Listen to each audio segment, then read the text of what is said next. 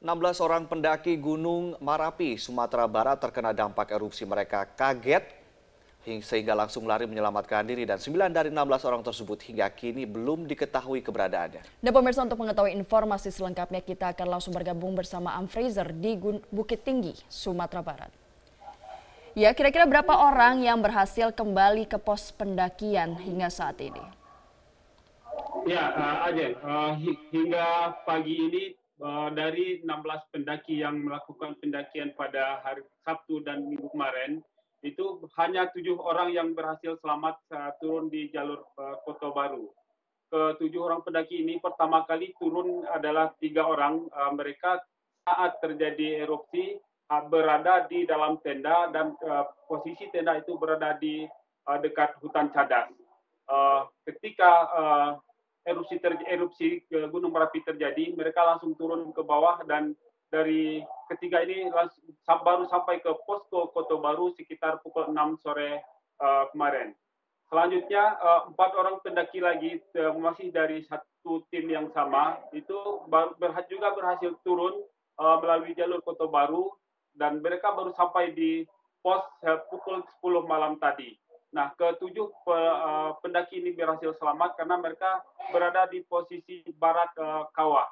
Sementara 9 orang lainnya, rekan dari pendaki yang berasal dari Pekanbaru Riau ini, itu berada di bagian utara atau sebelah timur dari kawah. Sehingga saat erupsi Gunung Merapi pertama kali, mereka masih terlihat biasa-biasa.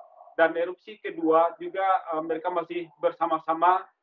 Namun ketika erupsi yang cukup besar yang ketiga kalinya, baru 9 orang ini lari untuk menyelamatkan diri. Namun setelah kondisi cukup aman, 8 orang dari pendaki berhasil berkumpul kembali di Taman Edelweiss. Sementara satu pendaki lagi yang diduga masih berusia 15 tahun atau pelajar SLTP itu hingga malam ini tidak diketahui keberadaannya. 8 pendaki yang telah berkumpul di hutan Edelweiss atau di Taman Edelweiss, mereka terus berusaha turun dengan melalui jalur Pariangan atau melewati daerah Kabupaten Tanah Datar. Ya, demikian, Ajen. Ya, hingga saat ini apakah tim SAR sudah dibentuk? Ya, tadi malam di posko pendakian Kota Baru, tim SAR telah dibentuk dengan melakukan pendakian untuk melakukan pencarian terhadap 9 orang pendaki yang masih terjebak di atas hutan Gunung Merapi. Tim yang diturunkan dipimpin langsung oleh Brimob Padang Panjang dan anggota Polres Padang Panjang serta PMI Kota Bukit Tinggi dan sejumlah anggota Mapala dari mahasiswa Universitas Unan Padang. Sementara di jalur Tungku Tigo atau Pariangan juga dibentuk tim pencarian untuk menyusur ke atas, yakni dipimpin langsung oleh Basarnas dan BPBD Tanah Datar, PMI Tanah Datar serta Kodim setempat. Hingga saat ini kedua tim telah melakukan pendakian ke puncak Gunung Merapi dengan 2 sisi untuk menyisir ke 9 orang pendaki yang masih dinyatakan hilang tersebut. Ajen. Sementara itu, Fraser, dari tadi malam hingga pagi hari ini bagaimana kira-kira aktivitas Gunung Merapi? Ya, dari malam tadi hingga saat ini aktivitas Gunung Merapi yang berada di Kabupaten Tanah Datar, Sumatera Barat ini terus meningkat. Dari pagi hingga sore kemarin terjadi 4 letusan dan dari sore sampai malam ini terjadi lagi 2 letusan Gunung Merapi. Cuman letusan tersebut tidak terpantau karena kondisi sudah gelap. Letusan itu hanya bisa diamati dari rekaman seismograf yang terdapat di pos pengetahuan Gunung Merapi yang ada di belakang balok Kota Bukit Tinggi. Ajen. Ya, Fraser, terima kasih atas informasi Anda. Selamat kembali bertugas. Pemirsa, Jaksa KPK menyebutkan mantan Menteri Kesehatan Siti Fadila Supari mengirimkan alias mentransfer uang kepada mantan Ketua Umum PAN Amin Rais. Dalam tuntutan jaksa, Amin Rais tercatat 6 kali menerima uang aliran dari Siti Fadila. Di mana uang tersebut berasal dari Siti Fadila kemudian ditransfer ke semua pihak termasuk Amin Rais. Amin Rais menyebutkan uang tersebut merupakan bagian dari bantuan Sutrisno Bachir. Sebab Sutrisno Bachir telah berjanji akan memberikan bantuan keuangan untuk tugas operasional sehingga tidak membebani pihak lain. Mantan Menteri Kesehatan Siti Fadila Supari dituntut 6 tahun penjara, denda 500 juta rupiah, subsidi 6 bulan kurungan. Mantan Menkes ini diyakini jaksa terbukti terlibat dalam kasus pengadaan alat kesehatan pada tahun 2005 dan 2007.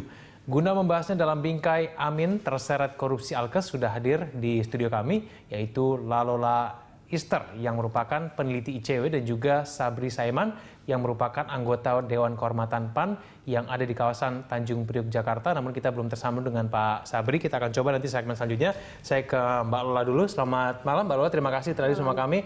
Mbak Lola, kalau menurut Anda ini kan ada lagi ternyata kasus yang melibatkan petinggi partai. Paling tidak ini dengan jelas menyebutkan Ketua Majelis Kehormatan Amin Rais begitu ya, terlibat dalam Alkes gitu ya. Ini mungkin terlibatnya dalam bentuk adanya aliran keuangan. Pencermatan dari ICW seperti apa, Mbak? Iya, sebetulnya kalau misalnya jaksa sudah menyebutkan hal tersebut dalam persidangan, itu sebetulnya kan bisa dihitung sebagai sebuah fakta persidangan. Sehingga kalau memang ada dugaan bahwa aliran tersebut berkaitan dengan tindak pidana yang sedang diusut gitu ya, atau dalam hal ini sedang disidangkan, itu rasanya bisa ditindaklanjuti gitu. Artinya kalau memang ada dugaan yang kuat tersebut, sebaiknya memang jangan hanya disebutkan di persidangan, tapi juga KPK bisa ambil inisiatif untuk melakukan pengusutan lebih jauh terkait dengan dugaan aliran dana tersebut yang diduga berkaitan dengan kasus Tapi korupsi. kalau KPK sendiri bisa nggak sih menjerat orang-orang yang paling tidak terbukti menerima aliran uang? Ini kan mereka menerima saja, dan kita sudah tahu bahwa Amin Rais dalam konferensi persnya dia menyatakan bahwa dia tidak tahu uang itu berasal dari mana, dia hanya menerima itu sebagai bagian dari bantuan dari Sutrisno Bachir. Menurut Anda bagaimana? Bisa nggak KPK menjaring orang-orang itu? Iya, pada prinsipnya begini kan, kalau misalnya tindak pidana korupsi yang sekarang dituntut oleh jaksa KPK itu kan dia belum menindaklanjuti dengan TPPU-nya, misalnya tindak pidana pencucian uang. Dan itu kalau misalnya dilihat ada sejumlah aliran dana ke orang-orang lain di luar yang sudah disebutkan dalam persidangan,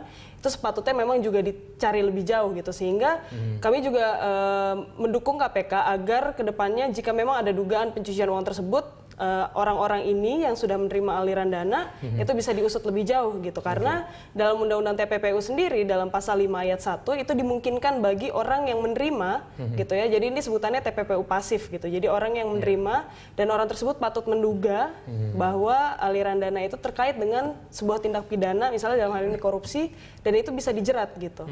Jadi itu dimungkinkan. Tinggal pertanyaannya apakah jaksa KPK mau menindaklanjuti temuan atau fakta persidangan yang sudah disampaikan tersebut. Nah, kalau sekarang Amin Rais menyebutkan bahwa dia tidak tahu, dia hanya menerima uang itu sebagai bentuk bantuan begitu ya. Itu kira-kira alasan yang menurut Anda valid tidak? Ini wajar tidak ada orang menerima bantuan seorang ketua umum PAN pada waktu itu ya, dan kemudian menerima sejumlah uang yang mungkin cukup besar, 600 juta rupiah, begitu bagaimana menurut Anda? Nah itu, jadi kembali lagi soal transfer, jadi begini, kan yang perlu dipertanyakan apakah transfer tersebut patut gitu ya. Apa hubungannya transfer-transfer yang diterima oleh Amin Rais itu ketika itu konteksnya dengan posisinya sebagai ketua umum misalnya.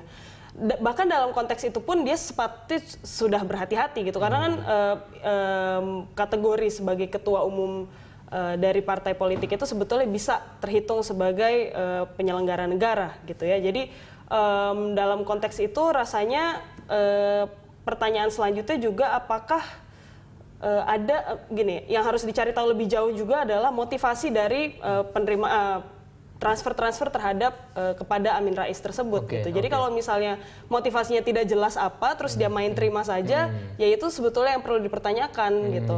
Karena pada intinya pasal 5 ayat 1 Undang-Undang TPPU sendiri itu sebetulnya tidak perlu mensyaratkan adanya ketahuan gitu ya. Jadi orang kalau alfa pun gitu, tapi dia diduga menerima aliran dana dari tindak pidana korupsi misalnya, itu bisa dijerat dengan TPPU pasif.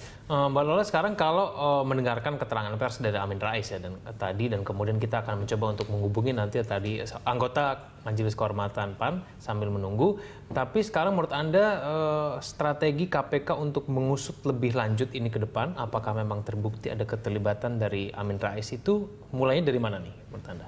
Iya kan ini kalau misalnya dari pembacaan tuntutan jaksa tadi kan bisa dilihat bahwa ini kaitannya dengan PT Indofarma sebagai salah satu perusahaan yang ditunjuk langsung oleh menteri ketika itu, sehingga memenangkan pengadaan Alkes yang kemudian ternyata alirannya itu berkaitan dengan sampai ke Amin Rais gitu. Nah, sebetulnya ini kan kaitan-kaitan ini semuanya nanti bisa dirangkai oleh jaksa, dan rasanya ini sudah berkali-kali juga dilakukan dalam konteks misal pun kalau misalnya tidak mau pakai pasal TPPU gitu ya, sebetulnya sangat memungkinkan juga karena tadi ada tuntutan soal kerugian keuangan negara, kita masuk ke soal asset recovery atau pengembalian kerugian keuangan negara. Jadi siapapun pihak-pihak yang mendapat manfaat dari kerugian negara tersebut itu semua harus dikembalikan gitu kan, karena berdasarkan auditnya BPK sendiri kasus ini kan mengakibatkan kerugian negara sebesar 6,1 miliar misalnya. Nah, jadi dalam konteks itu semua pihak yang diduga atau patut diduga mendapat manfaat